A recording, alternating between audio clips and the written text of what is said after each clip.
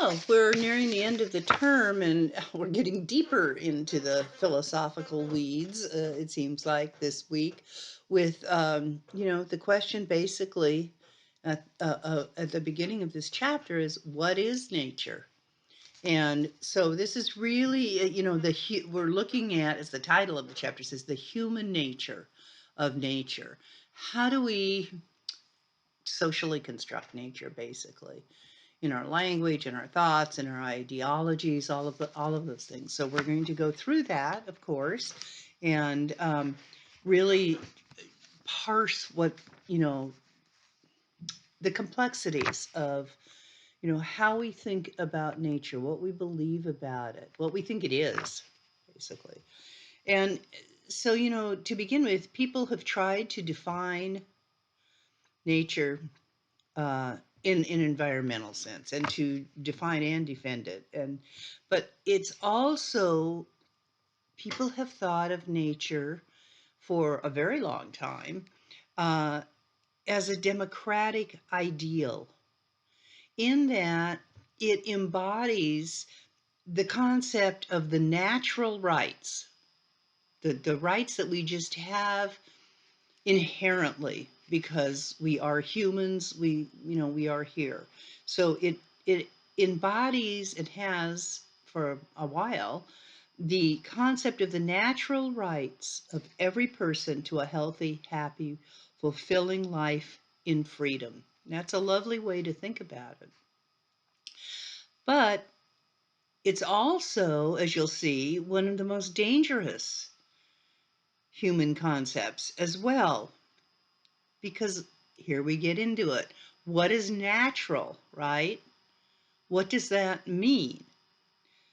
It's been used to defend or no, better to identify, excuse me here, to identify the differences among people in terms of, race, ethnicity, sexuality, gender, and the ability to, you know, and ability, intellectual ability. We'll see some examples of all of that kind of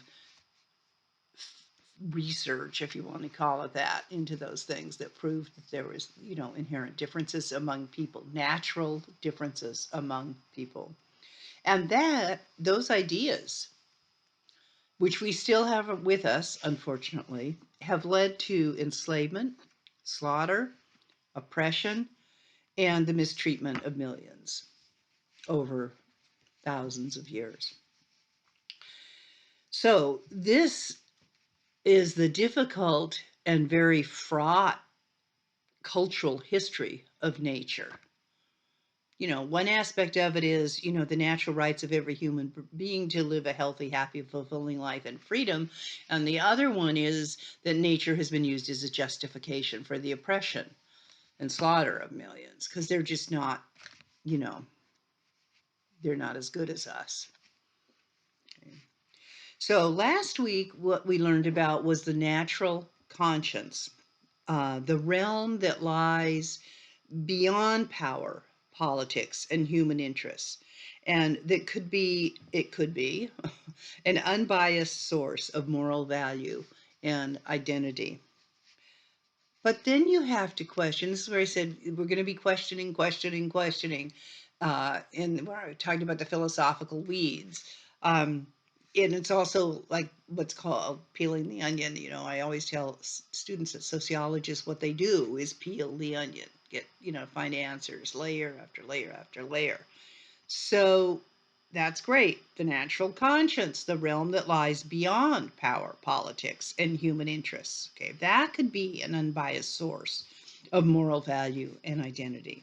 And remember that natural conscience comes from nature, from all those other philosophers we were looking at. But then you have to question, is that possible? Is such a realm possible? And can we truly escape the influence of our interests? Okay. So what we're going to do today is explore the relationship between the ideas of nature and the politics of human interest and their implications. So, what are the contradictions of nature? A philosopher once asked, can and ought we to follow nature? Is that possible? And if it's possible, to use nature as a model for human behavior and societies, etc., should we? Okay, even if it's possible. So answering that question depends on resolving a basic contradiction between moral holism and moral separation. Moral holism, things are all whole and joined together, or morally things are separate. The contradiction between those two things, moral holism and moral separatism, becomes apparent when asking whether we can and ought to follow nature, as that original question was here. And it depends on the answer to another question. Are people a part of nature, or are they separate from it? These are, as you know, ancient and long debates that have been going on for a very long time, and people feel very strongly about these ideas. So one of the main ideas of contemporary environmentalism and the environmental movement is that people are a part of nature, and that environmental problems have happened because we've tried to pretend that we're not. We've tried to pretend that we're separate from nature, that we're better than nature, we're above nature, in a sense that we're smarter than nature. When you say with all the, well, let's take the nuclear bomb, for example. That took some very brilliant minds to create that, but was that a good idea? Okay. We're actually dealing with that again right now, the threats of that, aren't we? So that idea that, yes, we are part of nature and our problems result from the fact that we have tried to pretend that we're not, that's the holistic point of view. We're all one. Nature and holistic. Nature and humans are one. Okay. But if we're already a part of it, there's no need for us to follow it because we're already doing it. We must be doing it if we're part of it. Okay. So under moral holism, follow nature becomes superfluous advice. You shouldn't need it because if you are part of nature, you are acting that way, theoretically, okay, according to a holistic perspective. Now, what about moral separatism? Well, if people are separate from nature, the moral situation really isn't any better because nature is different from us in that ideology, and it's moved by different principles. It therefore has no meaning for us. In fact, from a moral separatist perspective, we probably can't follow nature. So why even try, right? Therefore, to quote, follow nature is irrelevant advice. Okay, remember with moral holism, it was superfluous advice. You don't really need anybody to tell you to follow nature if you're part of nature. If you're separate, then if somebody says follow nature, that's irrelevant advice. It doesn't apply at all because it just doesn't work. So where's the confusion here? Because I know it can be confusing. A moral value, and remember, we're talking about moral holism and moral separatism. A moral value requires a point of contrast with something. It has to give us a way to make moral distinctions in order to have a moral value. So it requires a point of contrast, but it also requires a point of connection. Okay? And that connection that it has to have is one that is relevant to our actions. Okay? So for nature to be a source of value, what happens is one that we can follow, that is, it has to be conceived in ways that has both contrast and connection. Okay? The connection relates to our actions. So thou shalt not kill. The moral connection is don't kill. That's an action, okay? And the contrast is the moral distinction, okay? And that is that it's wrong to kill. So the contradiction between holism, we're part of nature, and separatism, no, we're not part of nature. Humans stand separate from nature. The contradiction between holism and separatism reaches into the problem of power and interest. Okay? And that is central, you might remember, to the natural conscience. Power and interest is central to the natural conscience. The natural conscience helps you to understand where interests and power lie and whether they have ethical and moral value or not. That's what a natural conscience does for you. So, a natural conscience depends on the belief in a moral realm that's beyond the reach of politics and manipulation in the interests of some more than others. Okay. The moral realm is above power issues. Okay. Therefore, it's above greed. Okay. And so it has to be, this moral realm has to be separate from society if it's to be free from those social influences. So any successful philosophy of nature has to provide some sort of solution to these kinds of moral contradictions, right? In order for it to serve as a moral conscience for people. So I'm going to skip all the recap of all the ancient philosophies that we talked about previously and move to the current issue. So the moral problem for environmentalism is that it needs to establish the relevance of nature to humans. Why is this argument and discussion and theories and philosophies even relevant to humans? Okay, so that has to be established first. And it establishes that relevance by arguing for our connection to it, at the same time to be able to contrast humans and nature and set aside a realm that's free from the pollution of human interests and politics. Okay, so let's say that again. Environmentalism first has to establish the relevance to humans, that the environment and nature is relevant to human, and then it has to set aside a realm of philosophy and ideology, a thought process, a logic, whatever you want to call it, that's free from the polluting influences of human politics and human interests. So now we're going to get into social constructionism a little bit more deeply. We've talked about this before. And, you know, every concept in sociology really addresses the issues of the social construction. I'm going to give you some other examples as we move along.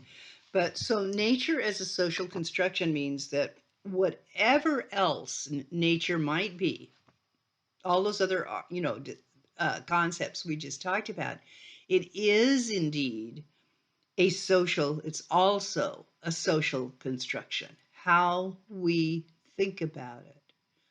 One of the really important aspects of social constructionism is the language we use to describe things. I'm going to give you some examples of that shortly.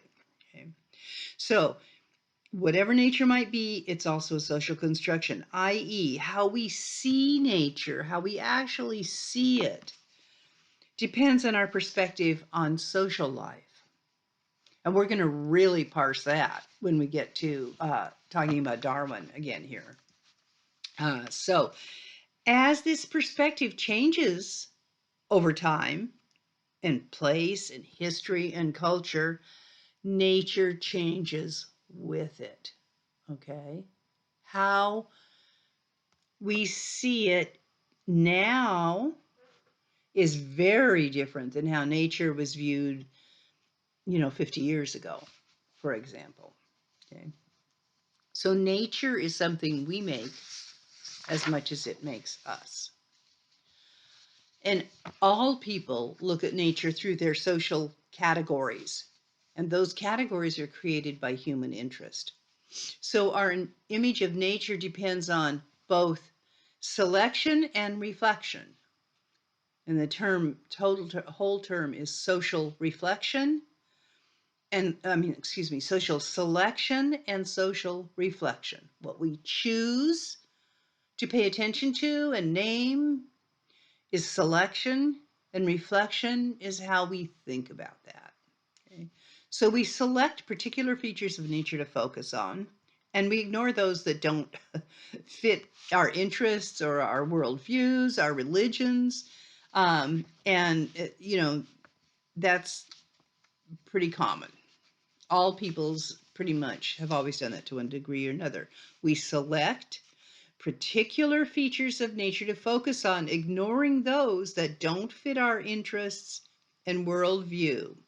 And our worldview is shaped by our interests, of course. Additionally, the categories we use to understand nature closely reflect. So that first piece was selection. Now, once we've selected, right, particular features of nature to focus on, then we reflect the categories we use to understand society, social life, and to understand society, because our social life is so fundamentally important to our experience as humans that all of our categories reflect our social experience. So if you think about this, do categories of gender reflect our social experience? They certainly do. Race? Yes. And a variety of, you could go on and on, a lot of other things. So because of social selection and social reflection, nature, that term, is an inescapably social and political phenomenon. There's just no way to separate it from the social and the political. So now we're going to look at this very interesting analysis called naturalizing capitalism as an example. So, excuse me, we can see both social selection and social reflection in one of the most important theories of nature, Darwin's theory of natural selection. So the idea that species change over time as the most, quote, successful individuals pass on their traits and genes to successive generations. That's the theory of natural selection.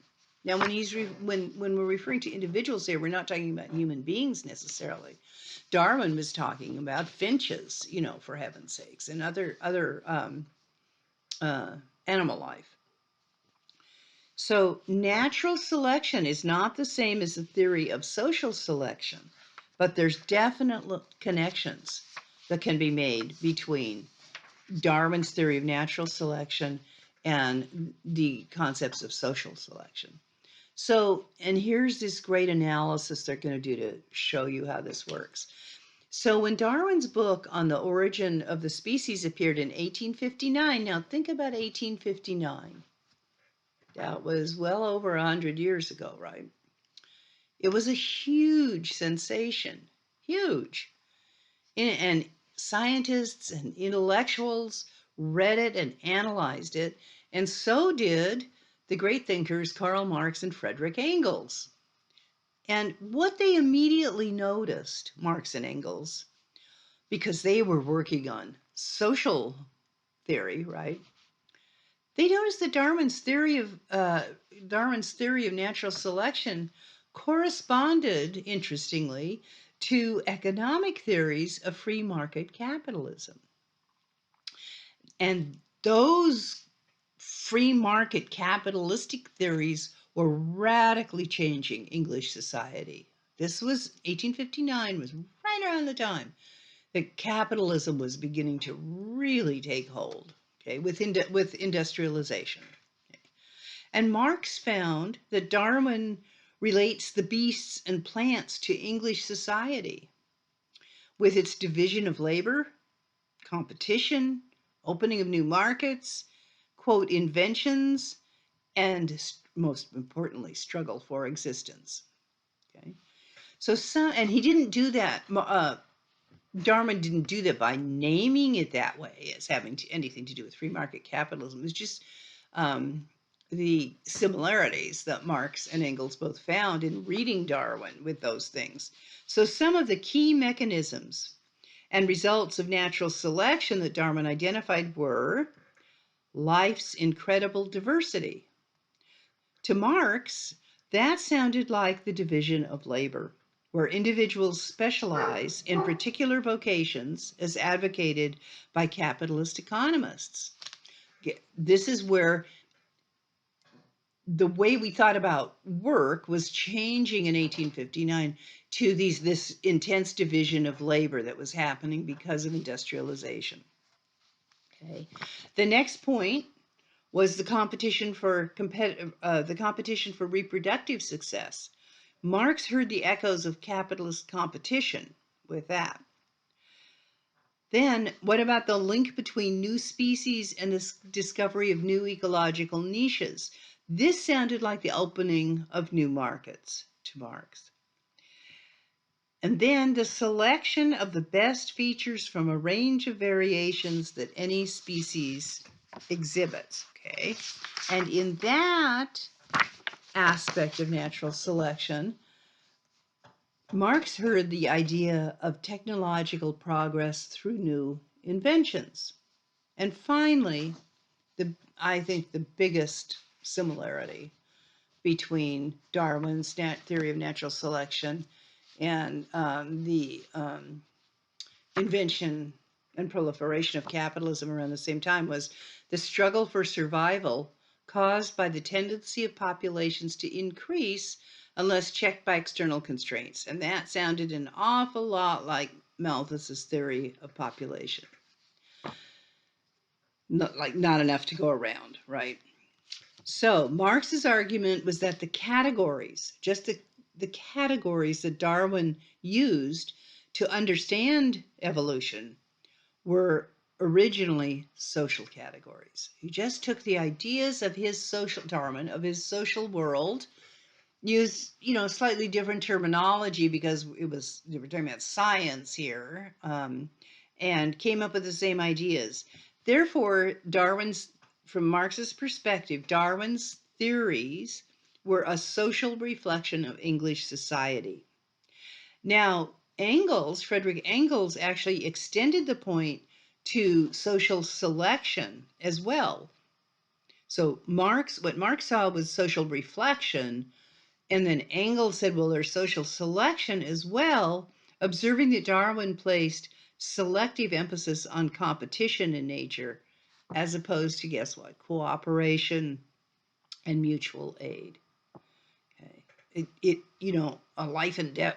It's a life and death struggle to climb over the next, and get to the top. Okay. And so Marx and Engels concluded that the theory of natural selection was actually a theory of natural capitalism. Interesting, huh? And Darwin actually agreed to a certain extent. Wouldn't go as far as Marx and Engels, but he said that on other writings, later writings, that he hit upon his theory of natural selection. When he hit upon it, he, quote, happened to be reading Malthus on population. He also said that he drew on the idea of, quote, the survival of the fittest from the writings of Herbert Spencer, who was an 18th century sociologist who said, that sociologists should take a, quote, hands-off approach to society, because that way only the fittest would thrive and survive. So Spencer, who was one of the earliest actual sociologists to be called, I believe he coined that term, sociology. So you do all your research, you do all your sociological research, and you find out that some people aren't making it in society because of horrible, we do this research today, horrible conditions. They're undernourished because there's no grocery stores in their neighborhoods. There's only convenience markets, et cetera, et cetera. So they have poor health. They're more likely to get COVID. They're more likely to have diabetes and obesity, et cetera. So what do? Well, from a modern perspective, we'd say you need to get those people some healthy food so they can do better. But from Herbert Spencer's ideas early on in sociology was, no, you don't do anything because those people should just, die early anyway, or get COVID and die have a greater rate of mortality from that, because they're not among the fittest. Not looking at the social, even if you find the social conditions that are creating that situation from a Spencerian perspective, you don't do anything to improve that condition. Okay. So the two theorists who first hit upon the theory of natural selection, Darwin and Alfred Russel Wallace, were living during the world's first truly capitalist industrial society in 1840s and 1850s England.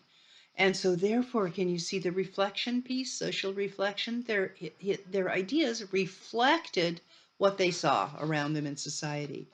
So for Marx and Engels, the process of a quote naturalization between science and social life could result in ideas that, as Engels put it, this is a quote from Engels, the whole Darwinist teaching of the struggle for existence is simply a transference from society to nature, the survival of the fittest. Okay. There's no evidence, of course, that Darwin had a conscious mission of proving the value of capitalism through discovering the forces of nature. But now we're beginning with social constructionism here and also reflection. But think about how we routinely talk about the economic, quote, forces of capitalism, such as innovation and competition, as if they were pseudo-natural processes, implying that any other arrangement would be unnatural, right? Remember, we think about forces of nature, right? So we're talking about the forces of capitalism, such as innovation and competition. Also consider how we often hear the marketplace and business described as a jungle. There's another relation, right, to nature, in which we, quote, have to struggle to survive. I know many of you are probably feeling that way, unfortunately, right now. Naturalizing the social life with nature, and certainly economic world with nature, can give us a subtle sense that the current form of our economy is inevitable and that it is idealistic to think otherwise. Therefore, the final conclusion here is we should, we need to be very wary of the subtle power of that way of thinking. The economics reflects nature, and therefore survival of the fittest is inevitable. The horrible struggle, is inevitable. And I also want to remind you about the Nordic model here, that they don't buy into that it's inevitable capitalism, that it has to be, the survival of the fittest in a jungle, as you know. So nature and scientific racism. So we're going to look at some of these dangerous aspects of the reflection of nature into our human world. So the first one is nature and scientific racism, and it's Morton's craniometry is what the title of this section is, if you want to look it up in the book. So there can be social danger in nature as well. Call something natural or normal, and you reinforce the dominant hierarchies, right? You can think about this with gender. If you socially construct gender as binary, then that's the only thing that's normal, right? And you reinforce dominant hierarchies. Okay. Now, that this is true, how dangerous it can be, especially when scientists attempt to prove inherent, quote, natural differences in the capabilities of, quote, human races. Okay. So there was a book that was published, gosh, I think it was in the 90s. The Bell Curve in Human Diversity, The Biology of Gender, Race, and Class was the title of it. Let me say that again. The bell curve. You know what bell curves are, I'm sure, in grades. You know, you can see a bell curve. Um, you know, the number of people who get certain grades, and it always invariably is a bell curve of some kind or another. So the bell curve in human diversity, the biology of gender, race, and class. The author was a man named Charles Murray. He was an academic. And it was his book, and his theory was an attempt to attribute social inequality to nature. So he was going back to Herbert Spencer, right? He was modern. He was writing in the 90s. Charles Murray. Herbert Spencer was, you know, in the 1800s. But that idea of survival of the fittest that Herbert Spencer, as a sociologist, promulgated.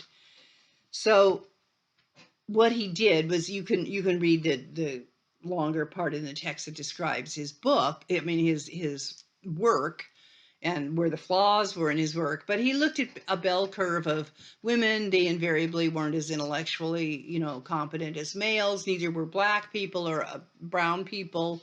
You know, white people were the ones that were the smartest on these bell curves that he developed. Well, there were all kinds of problems with his research, as you'll see when you read it more deeply.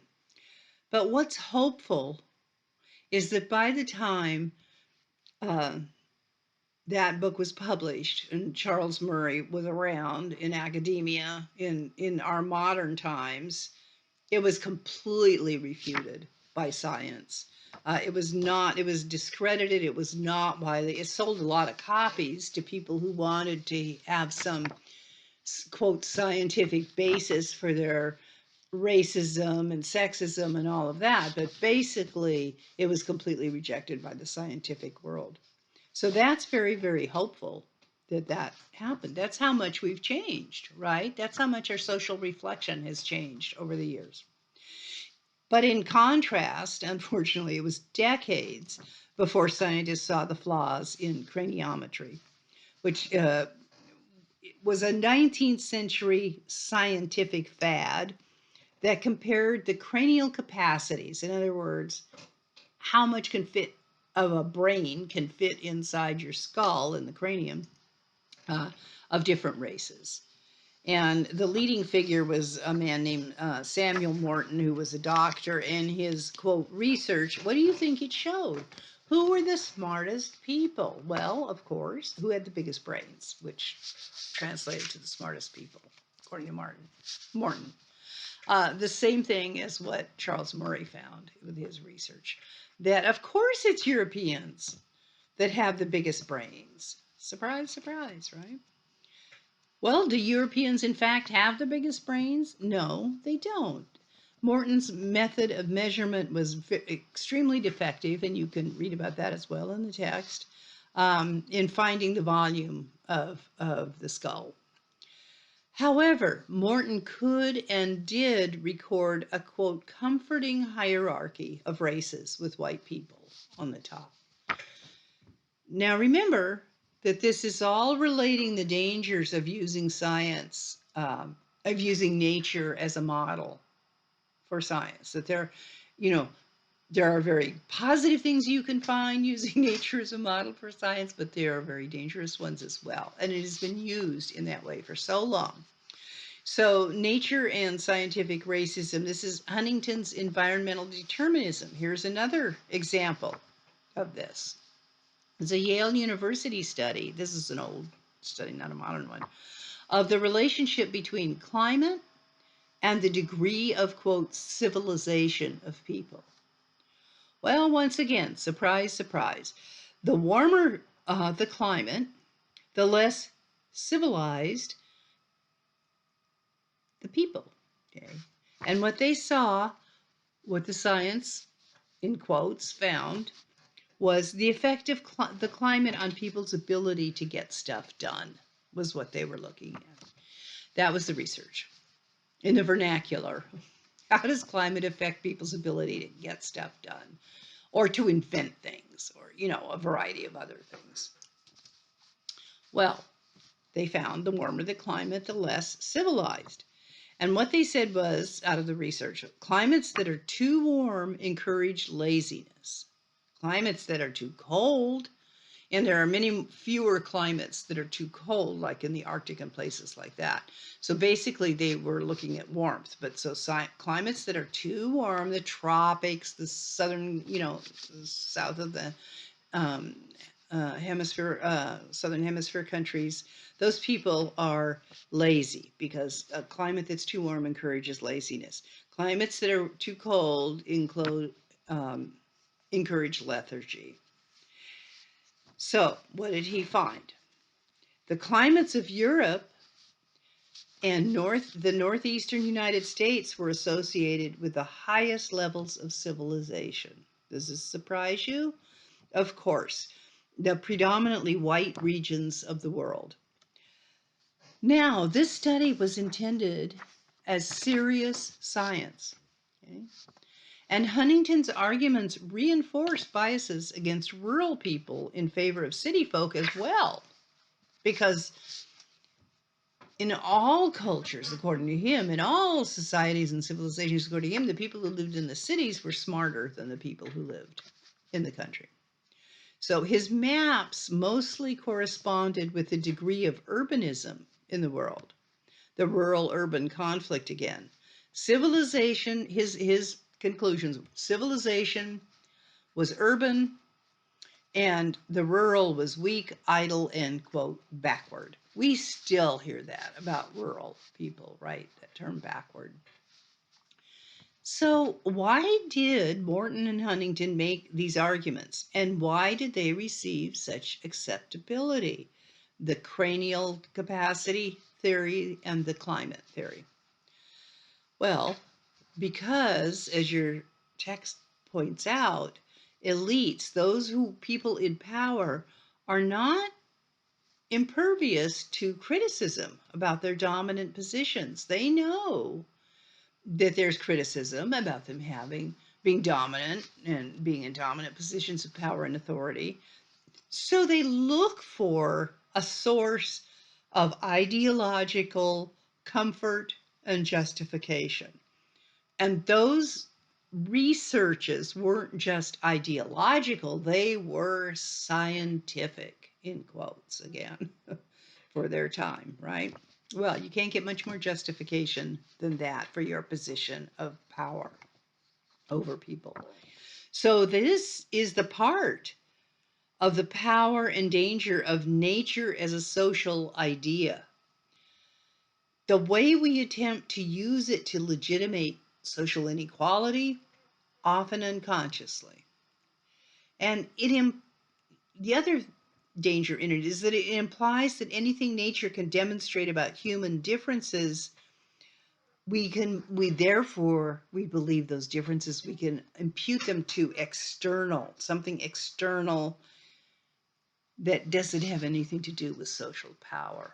When in reality, most of the differences do have something to do, mostly to do with social power, not with nature. So it gives us an out, in other words, to relate those differences to nature. Because, it's just natural that they're poor or they're stupid or they're whatever, So now we're going to look at environment as a social construction. I said we'd get to this, and here we are. Okay. So the same process of social construction of nature can be seen in environmentalism itself. And there was,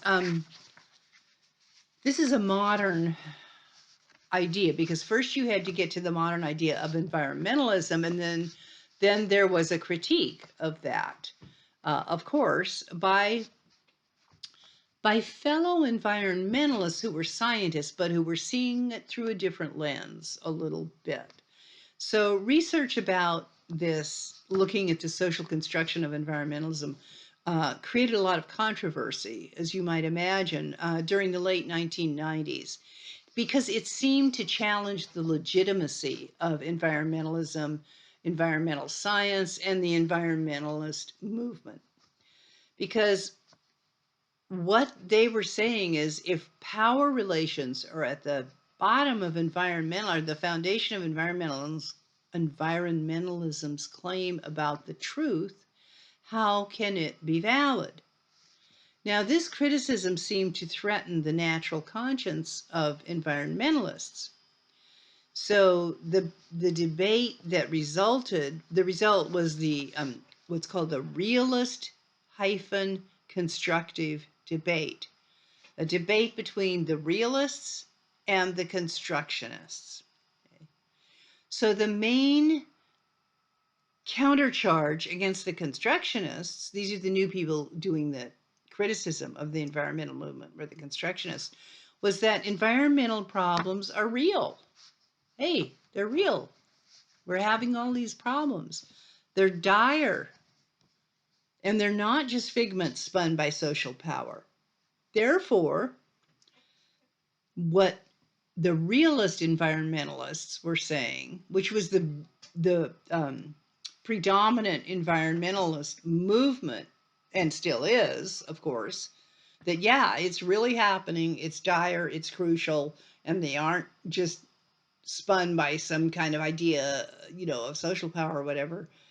So what they said was the realists that the constructionists were contributing to actually immobilizing environmental concerns in politics. But as I said before, in reality, those social constructionists were themselves committed environmentalists, just like the realists are, I should say. So the way they view their criticisms of the realists is kind of a friendly critique of environmentalism. Well, it's hard to have friendly critiques in any kind of an argument, or particularly something as important and fraught with emotion and discourse and all of that as environmentalism. So now, after the 90s, the debate has really, as the book says, waned considerably. It's not as big a deal today. People don't talk about it as much, et cetera, et cetera. And so, but one of the new approaches that came out of that debate between the realists and the friendly critique saying, well, a lot of your, the sky is falling, dire, findings and ideas are really based on social construction of the environment or of reality. So what came out of that realist constructionist debate is something called critical realism. Yeah, it's real. It really is happening. But let's look at it critically as well, because we're scientists and social scientists, and we want to be honest and be truthful about what's going on. So what critical realism means is it's a realism, yes, it's happening, based on an awareness that we can understand reality only through our ideas. It's the only way that we really have to communicate, to talk, to, etc. So it's our ideas that are as real as the reality of global warming, for example. So one of the things, we're going to look at several examples here. So the first one is a closer look at the constructionist critique of environmentalism is constructing the ozone hole. Well, as you know now from reading this chapter, if you didn't previously, there is no hole, no literal hole in the ozone, because if there was, we'd all be dead. And so would everything else. Okay. And as the diagram shows you, the figure in your book, the graphic, what there really is a very severe crisis level thinning of the layer, of the ozone layer. Now, Think about the word thinning and think about the word whole. This is where I told you language is crucial to socially constructing how people think about things. Okay. If you tell people the ozone layer is thinning, it doesn't sound like much of a crisis, does it? Right? You can lose weight, you can gain weight, you can get thin, you can get fat, it's very flexible and volatile, thinning. Well, it doesn't really, in our language, describe the severity of the problem. So scientists started using the term whole. Now, I want you to think about how words, the power of words, and how they can radically change things. I'm going to give you some examples, more examples later. But let's just talk about Obamacare as language, as socially constructing something. What is the name of the act that created accessible health care to millions of people who didn't have it before? The Affordable Health Care Act is the name of the act. There's no legislative act called Obamacare, right? But when the Republicans who were so resistant and opposed to the Affordable Health Care Act, they started calling it Obamacare, okay, as a denigration of it, and to remind you who did it in case you hated Obama. Okay, so there's a hysterical YouTube videos you could look up. I'm not sure how to Google it, although I did it, so you could try different words. But it's people on the reporters on the street. Although I think they're from some comedy show, they're not really reporters. Asking people stopping them and just asking them what they think about Obamacare. And so many of them say, "Oh, I hate Obamacare. It's awful. It's just horrible, blah, blah, blah, blah." And then they'll say, "Well, what do you think of the Affordable Health Care Act?" And they'll go, "Oh, that's great. I love the Affordable Health Care Act. That's wonderful." And in a couple of instances, the fake reporter actually says to the person, "Well, they're the same thing." And this one woman just will not believe it because her social construction of reality doesn't allow her. She's been so brainwashed by a social construction of reality called Obamacare that she can't get it. That the Affordable Health Care Act is the actual name and what it is that she likes. Okay. So that idea of saying an ozone hole, and you can see why it would be criticized by the constructionists who were scientists and environmentalists, because it isn't a hole. It isn't really a hole. But they used the terminology publicly, the environmental movement, to get people to try and really understand how severe the situation was. Okay, so let's look at the social construction of wildness, right? So wildness is the highest exemplar of nature in our way of thinking about it. Just the left alone natural, world. So we think of it as pristine. And so sometimes the steps that people take to preserve it can actually be counterproductive, as you saw in the chapter. There are many examples of that, but the biggest one was removing indigenous people from the mix of the wild or nature, but they've been there for tens of thousands of years, and they're part of the the give and take of what's going on in that wild area. So you take the indigenous people away, and what they were contributing to the mix is suddenly gone, and the wild place can dramatically change. Okay. And that was very common in Africa, removing the indigenous, the Maasai and the Kung from areas that they were turning into, quote, wilderness areas or game parks or whatever, for example. So wilderness is actually, with a social construction, it's actually more a state of mind than a state of nature. We just at this point don't know enough and aren't smart enough to start thinking we know it all, and that the way to create wildness is to remove all humans or to remove all weeds or whatever the example is, okay? So it's not the things that we label as wilderness that are the problem. Non-human nature and tracts of the natural world do need and deserve to be protected. They do. But the problem is that what we ourselves mean when we use that nature of terminology, rather, when we use that label of wilderness. And then we go manipulating again before we know what we know everything we need to really fully know before we start our manipulations.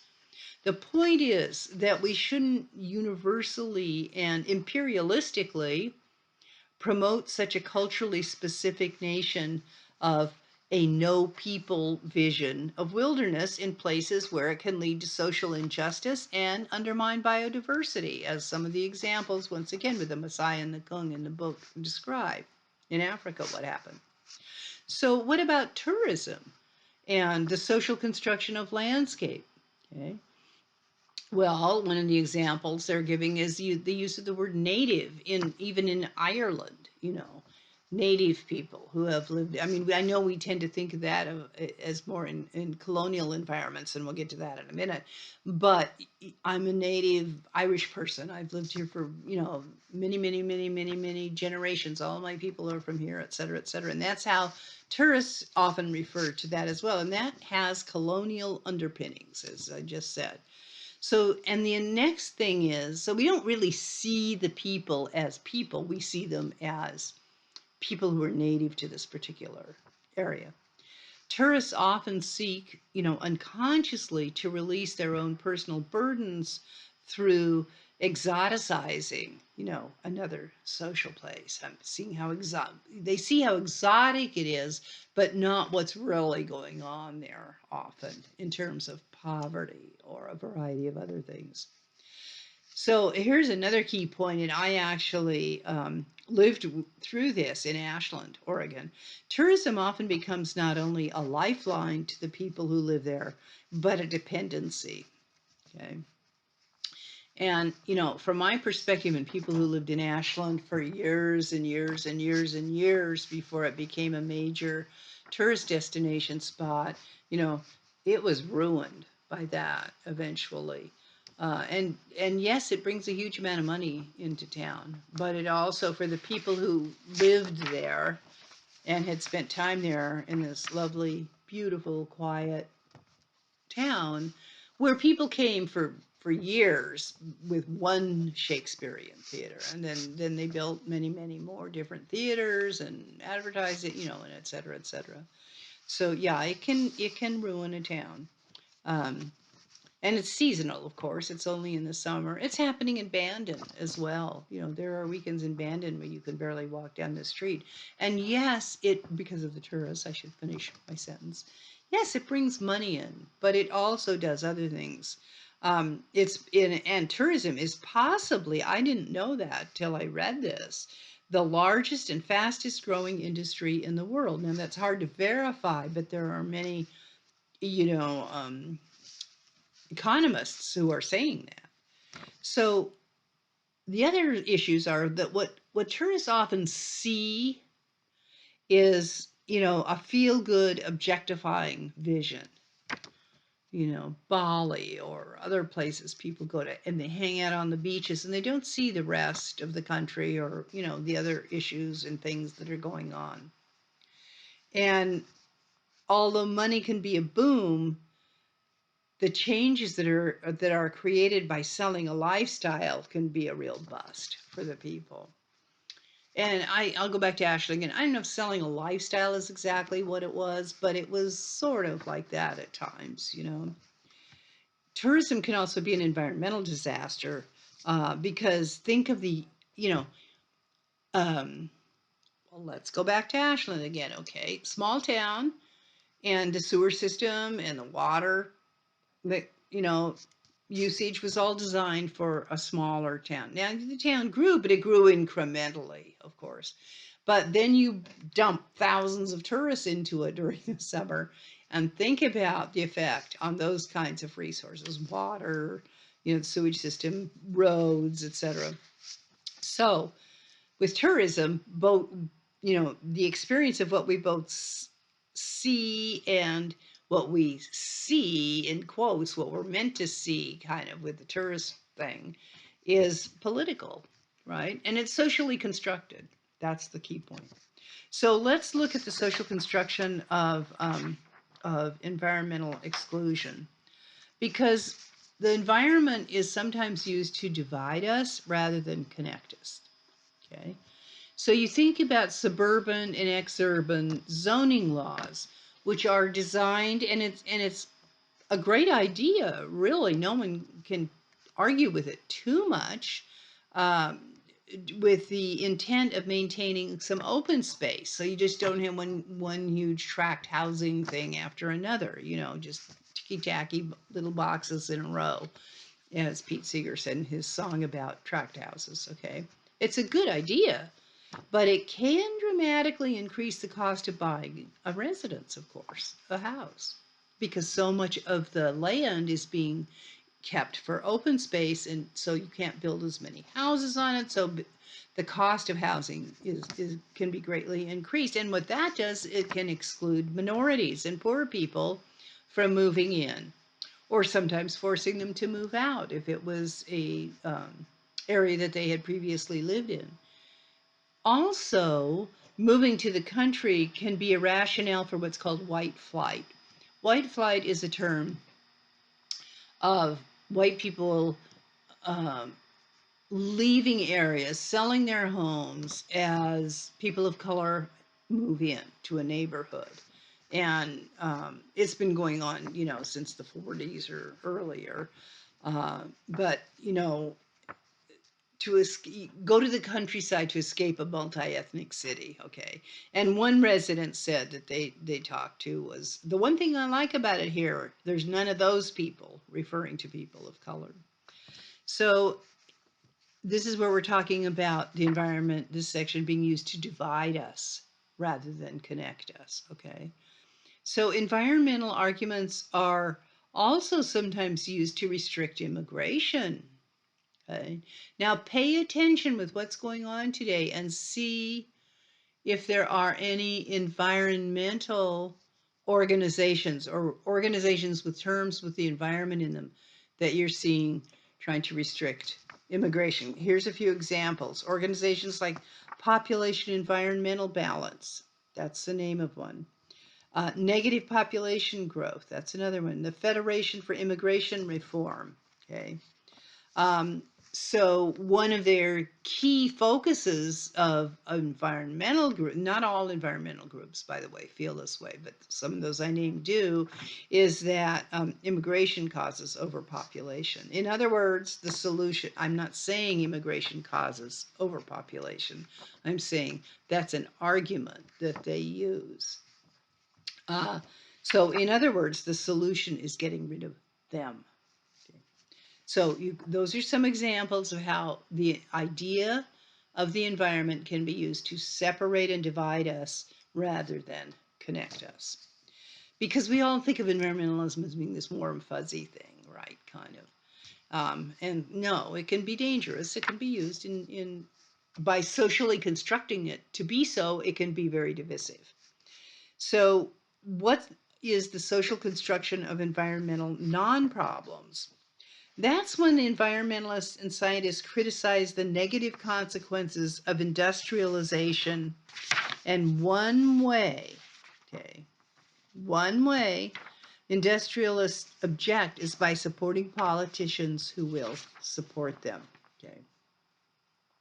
So when environmentalists criticize the negative consequences of industrialization, one of the ways that industrialists, the owners of the means of production, use is by supporting, to refute that industrialization is ruining the environment, is by supporting politicians who will support the idea that no, industrialization is great, right? And the other way is by supporting narratives that will support industrialization. In other words, telling stories, narratives that support industrialization. And of course, that is the idealist method tell a different story, and spread it far and wide. And that is so prevalent today in so many ways. I'm sure you're quite aware of that. Just tell a different story, tell it like it's the truth, and particularly because of social media. This has been going on for a very long time, but now it's all those things have spread like wildfire. Okay, I'm going to stop here and start a new lecture, and we'll start with some examples of that.